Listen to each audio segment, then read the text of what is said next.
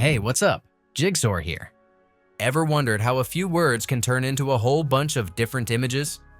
In this video, I will show you the best AI text-to-image tool I've found so you can start making your own AI photo collection. Let's go.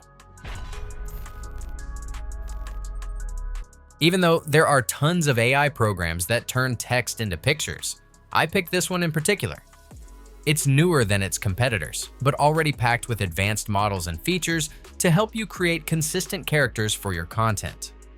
Unlike other AI generators, these models aren't based on real people.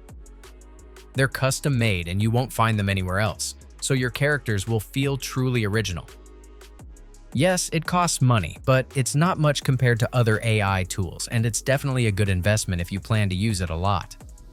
If you want to give it a try, click my link below to sign up and get some free credits to make your own pictures.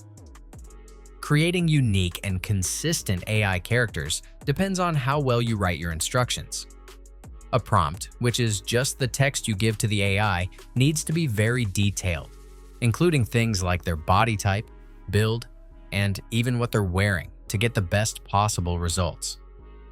But if you're not sure how to write a good prompt, the tool also offers a prompt assistance feature where you can either use standard improvements or choose a custom style that matches your vision. Lastly, you need to choose a model. Each model shows you an example of what it can create, so pick the one that fits your needs. For even more control, head over to the Advanced settings. Here, you'll find the negative prompt option, which lets you tell the AI what you don't want in your picture. Try combining different negative prompts like extra limbs, distorted face, blurry, or low resolution to fine-tune your results. You can also adjust the prompt guidance scale to better match the images to your text instructions, with options such as creativity, steps, and strength. Then you can choose the shape and size of the image and how many versions you want. Just remember that requesting multiple versions will use more of your credits. Meanwhile, the sampler setting controls how the AI actually builds your images. Each one works slightly differently, and the best choice depends on what you're creating. Personally, I've had the best results using Euler A or DPM++2M, but feel free to experiment. If you want to create consistent characters or generate images based on a picture of yourself or something else, turn on Control Net and set the Control Net type to Super Clone. Next, turn off presets and upload your reference image. Just make sure the file is less than 1 megabyte.